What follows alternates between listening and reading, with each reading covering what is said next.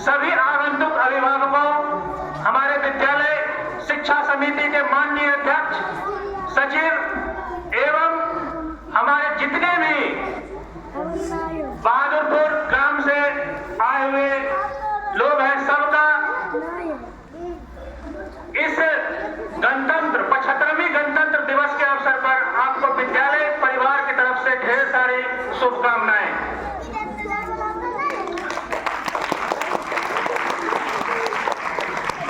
जैसा कि आप लोग जानते हैं कि आज का दिन जो हम लोग मना रहे हैं, ये हमारा गणतंत्र दिवस 75वां गणतंत्र दिवस हम लोग मनाने जा रहे हैं। बच्चों, हमारे देश में 2 प्रकार के राष्ट्रीय पर्व होते हैं, एक 15 अगस्त और दूसरा 26 जनवरी।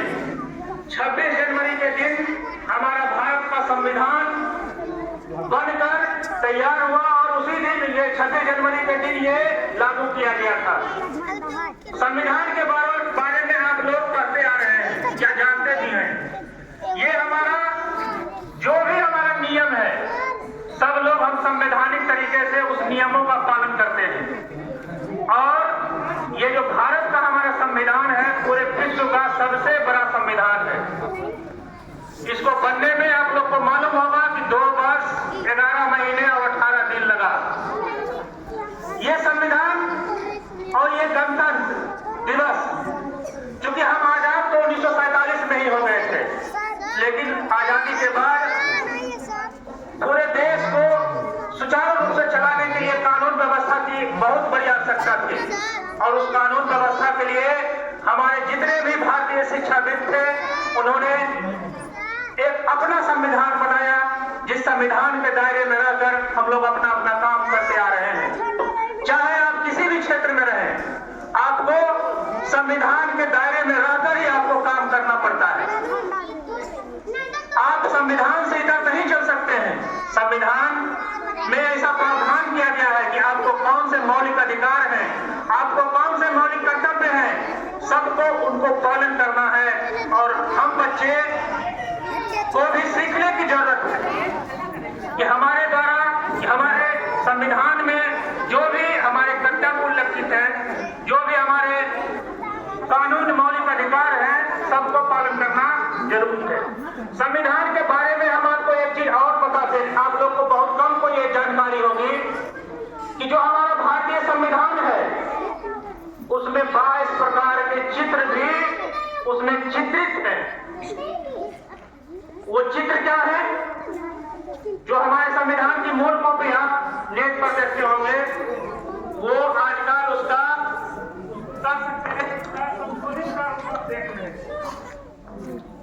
लेकिन हमारे मूल संविधान की जो प्रति है,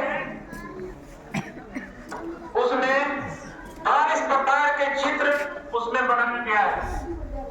उस चित्र में क्या है? आपकी जिज्ञासा होगी कि उस चित्र में क्या है। चित्र में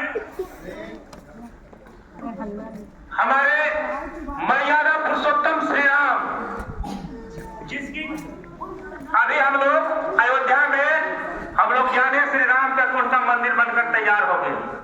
हमारे संविधान में वो जो 22 चित्र है, उसमें उस मर्यादा पुरुषोत्तम श्री राम का भी चित्र है। हमारे उस संविधान की जो प्रति है, उसमें श्री कृष्ण का, आप लोग अगर महाभारत से रुचि रखते होंगे तो उसमें देखते होंगे कि श्री कृष्ण सारथी बने हुए हैं और उसके पीछे बैठे हुए हैं अर्जुन। उसमें चित्र है आपके महात्मा बुद्ध की, उसमें चित्र है आपके लक्ष्मीबाई की, उसमें चित्र है वीर शिवाजी की, उसमें चित्र है हमारे गंगा मैया की। आप लोगों ने सिर्फ ये बताने का मेरा आज के दिन उद्देश्य क्या है, मैं उस पर आना चाहता हूं।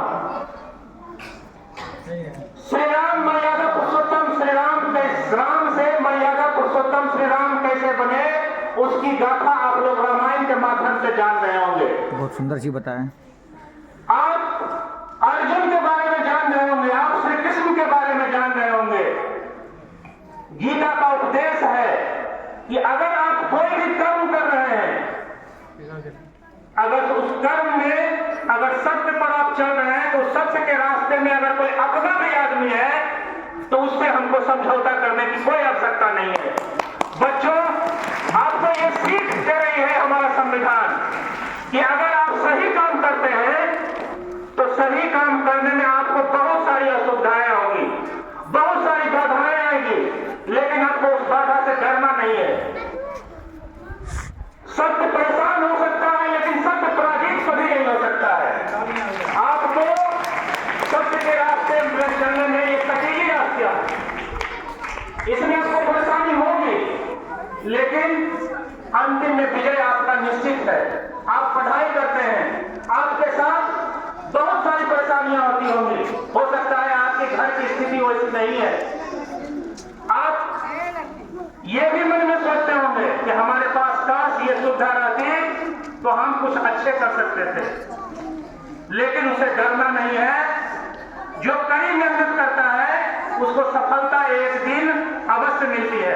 आपने एक कहावत सुना होगा, एक कहानी सुना होगा कि करत करत अभ्यास के जन्मत होत सुजान, रसरी आवत जात के सिर पर परत निशान। क्या है वो कि अगर अभ्यास आप कीजिएगा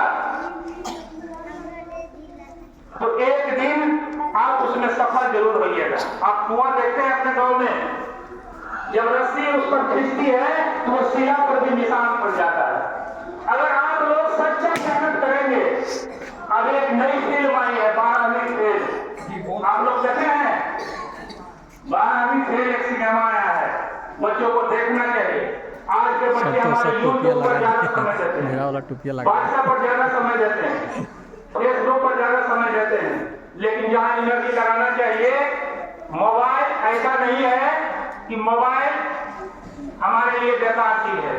मोबाइल का अगर आप सदुपयोग करेंगे तो आपके लिए आज के डेट में, आधुनिक युग में आपके लिए वो जीवन दान का काम कर रही है। आप उसमें बहुत सारी चीजें सीख सकती हैं। मैं आपको एक कहानी के माध्यम से थोड़ा सा बता रहा हूँ, 5 मिनट समय होगा। उस 12वीं फेल में जो बालक है, ये सच्ची घटना पर आधारित है। मनोज कुमार हमारे प्रशासनिक सेवा में IPS बने, उन्हीं के कहानी पर वो निर्भर है। गरीबी क्या चीज है उसमें दिखाया गया है, लेकिन अंदर से अगर आपके अंदर में जुनून है तो गरीबी मायने नहीं रखती है। उस फिल्म को आपको देखना चाहिए जिसमें दिखाया गया है कि एक बालक अगर जुनून हो तो शौचालय सफाई कर, अगर अपने कर्तव्य के प्रति उसका ध्यान अगर वही, हम आपको अभी बताएं ना कि अगर आपका लक्ष्य आपको नजर आ रहा है, अगर आप उसके लिए सकारात्मक प्रयास करेंगे तो एक न एक दिन वो सफलता आपको जरूर मिलेगी। आज के दिन हमारा ये सब कहने का मेन मकसद है कि हमें अपने कर्तव्य के प्रति, हमारे अधिकार के प्रति हमें सजग होने की जरूरत है। हमारा अधिकार और कर्तव्य दोनों अगर आप साथ साथ लेकर चलेंगे तो जीवन में आपका जो भी लक्ष्य है उसे पूरा होने में कोई नहीं रोक सकता। दूसरी बात एक चीज और है कि हमें जहां भी रहे, रुको बेटा कॉल करता जिस भी क्षेत्र, हाँ बोलो, उसमें ईमानदारी पूर्वक काम करना हो। आज के दिन हम शपथ लें कि हम अपने परिवार के प्रति, हम अपने समाज के प्रति, हम अपने माता पिता के प्रति, हम अपने विद्यालय के प्रति ईमानदार रहेंगे और जिस भी लक्ष्य को हमें प्राप्त करना है, जो भी आपका लक्ष्य है, उसमें आप ईमानदारी पूर्वक उस पर कार्य करेंगे। हमें आशा है कि आप उसमें आपको सफलता जरूर मिलेगी। अंत में इस विद्यालय परिवार की ओर से यहाँ जो भी अभिभावक यहाँ आए हैं उसको पूरे विद्यालय परिवार की तरफ से आपका बहुत बहुत आभार, और हम उम्मीद करते हैं कि आपका मार्गदर्शन हमारे विद्यालय परिवार को हमेशा मिलता रहेगा, और हम आपको आश्वस्त करते हैं पूरे विद्यालय परिवार की तरफ से कि अगर आपका सहयोग और आपका मार्गदर्शन हमारे विद्यालय को मिलेगा, हम इसे नित्य नई ऊंचाइयों पर ले जाने का भरपूर प्रयास करेंगे। इसी के साथ मैं अपनी वाणी को विराम देता हूं। धन्यवाद। बहुत बहुत धन्यवाद सर। आपने तो संविधान की मूल में छपे उन चित्रों का वर्णन किया जो जीवन के संघर्ष पथ पे चलने के लिए उस पे उकेरे गए। भगवान राम त्याग के प्रतीक हैं। भगवान कृष्ण